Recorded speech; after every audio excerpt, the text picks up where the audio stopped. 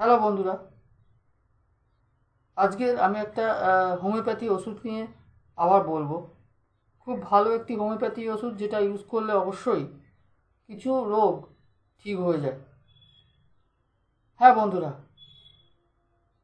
কিছু রোগ যেমন তোমার মাথা ঘোরা থেকে শুরু করে, ঠিক আছে, ঘুম ঘুম পায়, সেরকম কোনো রোগ থাকলে অবশ্যই এই ওষুধটি ইউজ করো। লাবর নাম হচ্ছে এমন একটি হোমিওপ্যাথি ওষুধ যেটা ইউজ করলে এই রোগগুলো ঠিক হয়ে যায়। লাবর নাম এমন একটি হোমিওপ্যাথি ওষুধ যেটা খেলে, এর তৃতীয় শক্তি খেলে অবশ্যই দেখবে যে আস্তে আস্তে এর যে পাওয়ার, সেই পাওয়ার দিয়ে তোমাদের সেই রোগগুলোকে আস্তে আস্তে ঠিক করে দেবে।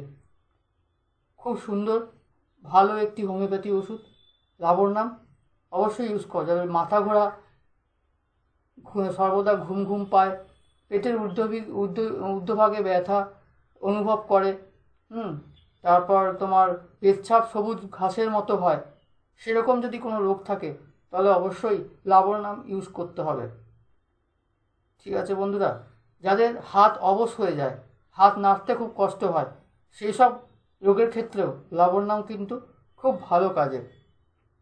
হ্যাঁ বন্ধুরা, এই লাবর নাম অবশ্যই ইউজ করা দরকার এইসব রোগের জন্য। ঠিক আছে, তাছাড়া পেশির নিচে যদি পেটে পেশির যে মুখের পেশির নিচে যদি অনবরত নাচে সেরকম সেরকম হলে অবশ্যই লাবর নাম ইউজ করলে দেখবে আস্তে আস্তে এই রোগ ঠিক হয়ে যায়। খুব সুন্দর, খুব ভালো একটি হোমিওপ্যাথি ওষুধ। সবসময় ঘুম পেলে, অসাড় লাগলে শরীর, ঠিক আছে, তো এই লাবর নাম অবশ্যই ইউজ করা দরকার।